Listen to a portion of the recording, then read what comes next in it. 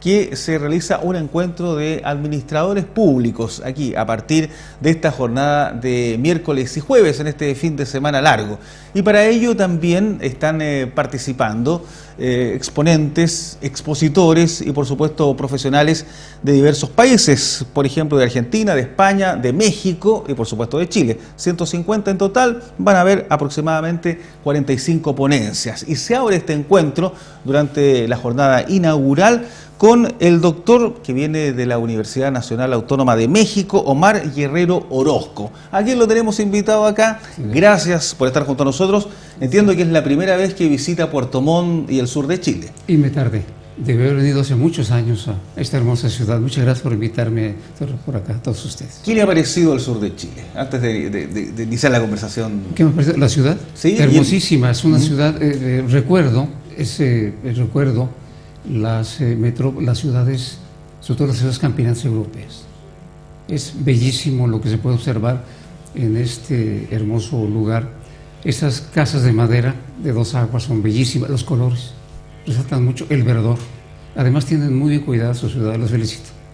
No es fácil tener una ciudad cuidada y ustedes lo han logrado muy bien. Falta todavía en algunos detalles, pero claro, Omar Guerrero viene del Distrito Federal de la Ciudad de México, capital ahí del país azteca.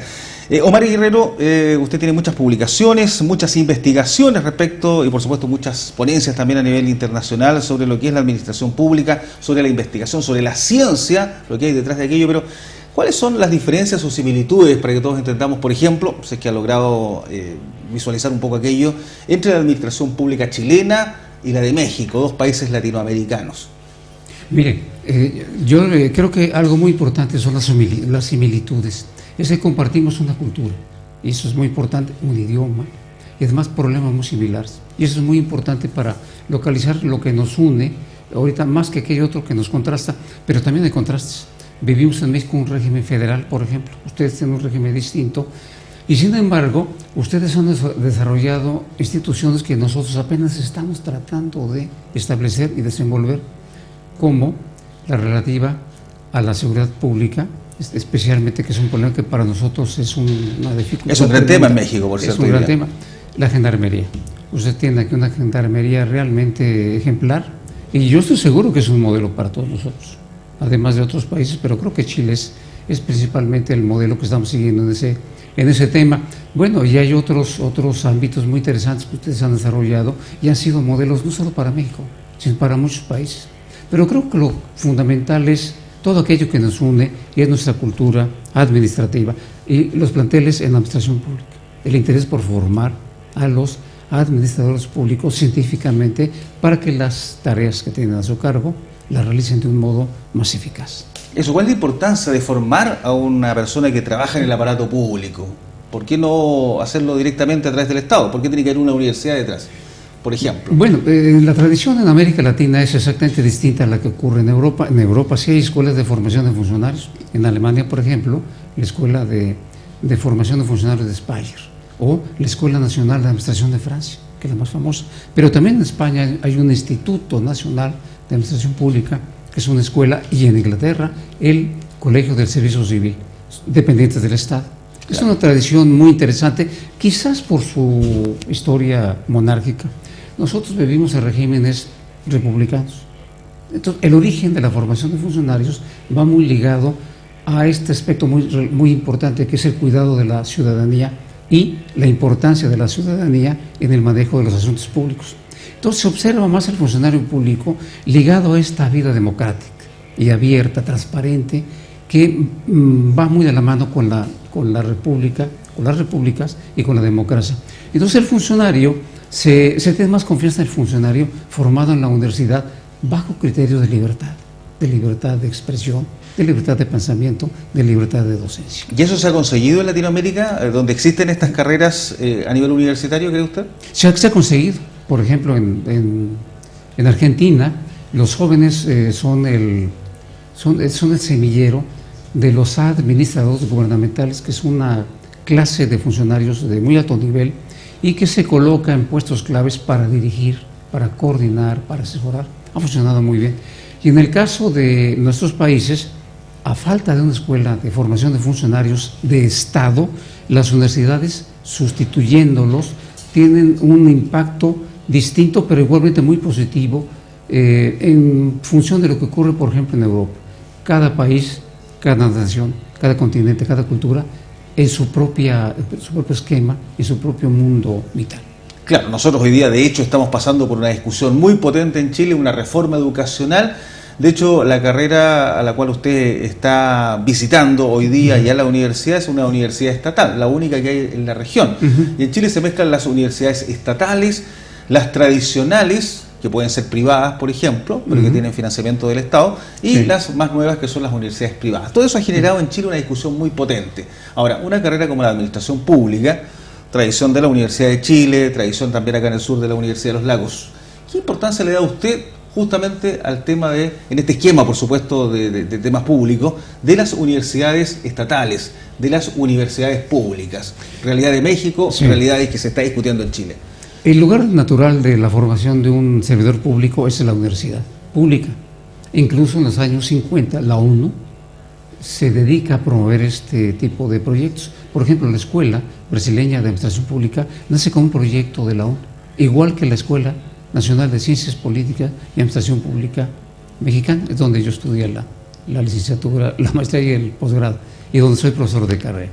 Son pues proyectos que le interesan a la ONU y a organismos internacionales muy ligados a la vida pública. Eso es muy importante. Ahora bien, el lugar natural pues para formar a un funcionario es una escuela pública, porque ahí se forman a los funcionarios que tienen vocación de servicio para el ciudadano, esencialmente. En una escuela privada, por principio, es un negocio noble, pero es un negocio finalmente. Esto no obsta para que no tengan también planteles de formación de administradores públicos, pero el espacio natural es la universidad pública.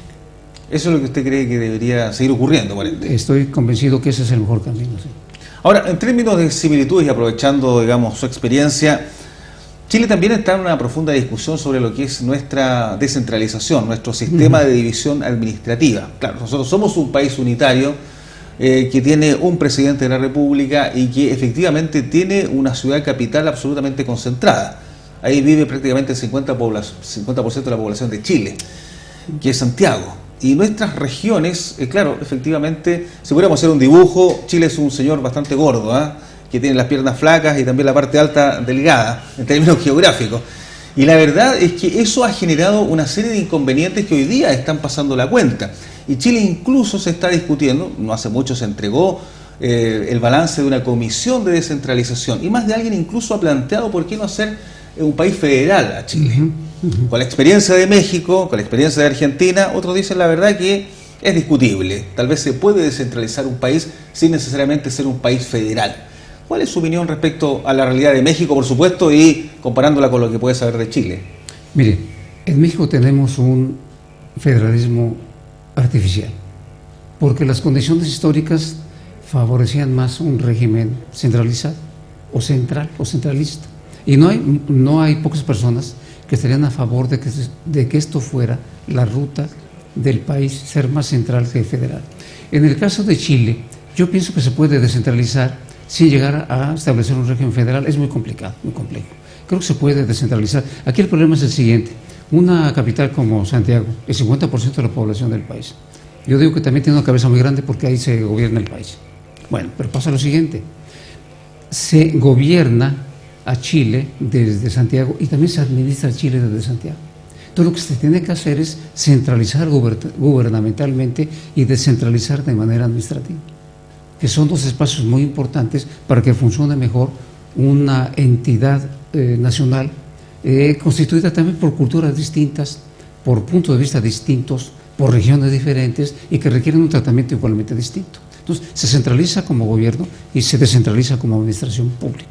Entonces, ¿qué se hace? Se fortalecen los niveles provinciales, se fortalecen los niveles locales y se les da más autonomía, no soberanía, para no llegar al federalismo. Claro, que esa es la discusión que tenemos hoy día. Si nuestros gobiernos regionales efectivamente van a tener la suficiente autonomía para poder efectivamente generar polos de desarrollo que sean atractivos para la gente que no siga migrando hacia el centro, hacia la ciudad capital. Pero también para eso se requiere formar funcionarios públicos con una orientación igualmente regional y local, y muy bien preparados, porque El municipio es el mundo que observa el ciudadano, el mundo que toca el ciudadano. Es donde sí vemos a los funcionarios públicos. Con rostro, con nombre y apellido. Con cara, con su cara, su rostro, como dice muy bien, su nombre. En cambio, no tenemos noticia, por ejemplo, de los ministros o los viceministros o los directores generales, que solo conocemos o por televisión. Qué bueno que hay televisión para todo esto. Igualmente que a través de la radio, pero de un modo mucho menos próximo que en la vida local. ¿A usted le gusta más los países unitarios, federalistas? A mí me gustan los dos. Le voy a decir por qué. Porque dependen de las condiciones de cada país, y cada país de acuerdo con su entorno y su historia. Es lo que mejor va a funcionar. Nosotros estamos padeciendo un federalismo fracasado. Tenemos dificultades inmensas que ustedes conocen, también como nosotros. El estado de Guerrero, por ejemplo. Es un estado, es una entidad federativa donde el gobernador no existió. No encaró los problemas y no asumió su responsabilidad. Es un régimen federal. Ahora, ¿qué pasa con la corrupción dentro de un sistema estatal como el mexicano? Porque, bueno, Chile, si bien ha tenido algunos índices menores, eso sí, junto a Costa Rica son los países que tienen los niveles de corrupción más bajos de Latinoamérica, México está en el otro lado de la esfera. ¿Qué ha ocurrido ahí? México está extraordinariamente corrompido, corrupto en su administración pública. Es un proceso muy incrementado. Todas las administraciones públicas tienen corrupción y todas las han tenido, pero la corrupción puede ser funcional a un régimen administrativo si no lo bloquea, si no lo entorpece. La dificultad ocurre cuando la corrupción va carcomiendo todo el sistema y va evitando que funcione. Empieza a ser pues un elemento de obstrucción. Ahí es cuando la corrupción se convierte en una gran dificultad, pero es cuando más difícil es sacarla de cuajo. Entonces la corrupción tiene que ser contenida cuando empieza a ser un problema disfuncional para una administración pública. ¿Y por qué México no ha podido controlar aquello? Porque en México tenemos un régimen administrativo que se llama sistema de botín. Entonces cada 6 años el presidente nombra prácticamente a todos los funcionarios que no tienen designado de antemano un modo concreto de nombramiento. Todos los funcionarios que no tienen un modo concreto de ser nombrados, como los diplomáticos, por ejemplo, el presidente los puede nombrar. Y entonces nombra una cantidad inmensa de funcionarios. Luego eso se va delegando de manera no formalizada, más bien siguiendo el derecho constitucional. El subsecretario nombra a sus colaboradores, el director general a sus colaboradores y así para abajo. Entonces se van generando entonces pequeños virreinatos, gobernados por pequeños virreyes, ¿sí? Y que van obteniendo del puesto beneficios no solo políticos, sino también de orden económico. Yo digo que la administración pública mexicana es el mejor negocio privado que se puede diseñar, porque se vive bien, se recoloca en las posiciones adecuadas y siempre tienen seguros contra posibles demandas o persecución de orden jurídico. Es un gran negocio privado en México. Y usted, con hombre de ciencia, de investigación, de academia, ¿cómo se combate eso? ¿Cómo que, perdón? ¿Cómo se combate aquello, la corrupción, por ejemplo, en la administración pública? Es difícil. Mire, cuando entró el presidente Peña Nieto, uno de sus programas fundamentales fue una lucha contra la corrupción. Incluso él pensó en crear una comisión. Dije, es la que más se va a tardar en crear. Y sí, todavía no acaba de crearse. Y no acaba de crearse porque un Estado que tiene altos niveles de corrupción no se suicida. ¿Por qué? Porque es un Estado corrupto. Entonces, en la medida en que una corrupción es tan profunda, el modo de combinarlo debe ser, de enfrentarlo debe ser gradual y debe ser graduado, de modo tal que el mejoramiento en términos de este combate no ponga en riesgo a la propia administración pública, porque entonces se vuelve otra vez la corrupción disfuncional a todo el sistema y puede tumbarlo. Es un problema muy complejo, de ético, político, filosófico, es una gran dificultad. Omar, ¿y su conferencia en este congreso, en este encuentro nacional acá en Puerto Montt, en qué se va a basar fundamentalmente? Va a tratar del estado del arte hoy en día, de la administración pública mundialmente considerada. No hace mucho en nuestro continente tuvo un gran auge un punto de vista de administrar que proviene de la administración privada, sobre todo de los negocios comerciales y económicos. Bueno, se llama Nueva Gerencia Pública y se implantó por todos los países del mundo. me encuentro hace poco un exalumno mío, me dice, estoy asesorando en El Salvador. ¿Y qué estás viendo ahí? Pues nada, que se desmontaron los ministerios y se crearon entes autónomos plagados de empresarios privados. Yo lo llamo endoprivatización. La colonización de la administración pública por agentes de las empresas privadas, por empresarios, por gerentes privados. Bueno, ¿qué ha pasado con El Salvador? Que no se puede gobernar. Porque para poder regir un país se requiere tener criterios políticos y tener funcionarios públicos, no funcionarios privados que disfruten de los puestos públicos, que los colonicen en su provecho. Y eso pasó con la nueva gerencia pública. ¿Qué criterios prevalecieron? La rentabilidad, la búsqueda de la ganancia, la orientación al mercado, el enfoque basado en el cliente y otros más. ¿Qué ocurrió entonces? Que se fueron posponiendo, difiriendo, se fueron marginando asuntos importantes como la ética. En los esquemas de Hayek, por ejemplo, o de von Mises, la ética es un estorbo muy fuerte. La justicia social es también un estorbo. Pero en países como los nuestros, con los grados tan elevados de pobreza, se requiere equidad, y la única entidad que lo puede proveer es el Estado. Entonces, ¿qué pasa ahora? Se requiere revincular los órganos y las funciones que fueron desmembradas o que fueron amputadas en la administración pública a través de la nueva gerencia pública, que fue eso, una colonización de la administración pública por agentes de la vida privada, y en su provecho, obviamente, porque los empresarios no son hermanos de la caridad, son personas que buscan la ganancia. Ahora, tomando en cuenta aquello y ese ejercicio, ese ejemplo de El Salvador, ¿de dónde más se ha replicado a su juicio acá en Latinoamérica? Ese que conozco porque él me lo comenta, pero a lo largo del tiempo que estuve escribiendo sobre el tema, tengo varios trabajos sobre el tema, pues fuimos tomando nota de países donde ocurrió. Por ejemplo, el caso de Nueva Zelanda. En Nueva Zelanda ocurrió una privatización tan extrema que el ministro A le decía al ministro B, le llamaba proveedor, y el ministro B le llamaba al ministro A cliente. Llegó a ese extremo. Entonces, ¿qué pasó con Nueva Zelanda? Pues muy chiquito, 5 millones de habitantes. Yo he dicho que hay más borregos que habitantes. Y cuando hablo de borregos no hablo de mi país, México. Hablo de los borregos de Nueva Zelanda, millones de borregos. Sí, bueno, Nueva Zelanda es conocido además internacionalmente por su gran ganadería, digamos. Ya. Entonces es una metáfora, pues. Sí, claro, no sé, así lo entiendo, digamos. El asunto es entonces que con el paso del tiempo esto fracasó porque tenía que fracasar. Así como una empresa privada manejada por políticos va a fracasar, una empresa pública manejada por empresarios va a fracasar. Y fracasó finalmente. El ejército es dirigido por militares, la iglesia por grandes personajes de la vida eclesiástica, las empresas privadas por grandes capitalistas o empresarios. Entonces la administración pública debe estar dirigida por grandes administradores públicos. No hacer eso es entonces pervertir los perfiles de las organizaciones, y eso fue lo que pasó. Entonces en este caso es muy importante que las organizaciones se recompongan para que todo funcione, y lo que ocurrió en Nueva Zelanda, el partido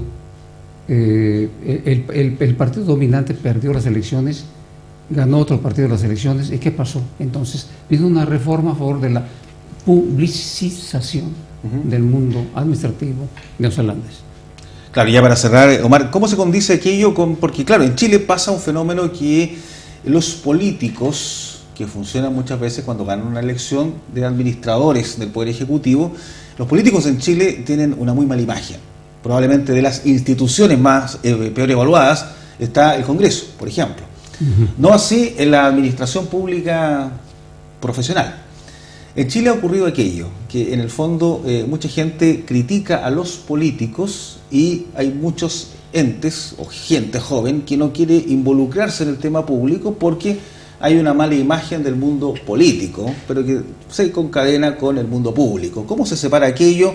¿Cómo se enfrenta a la situación del político profesional versus el administrador público profesional que finalmente confluyen en una administración de un gobierno? El político no necesita que le ayuden para que lo vean mal, de forma negativa. Él hace todos los méritos para que la gente lo vea mal. En México también los diputados son los que tienen el menor nivel de credibilidad o de prestigio, más bien de desprestigio.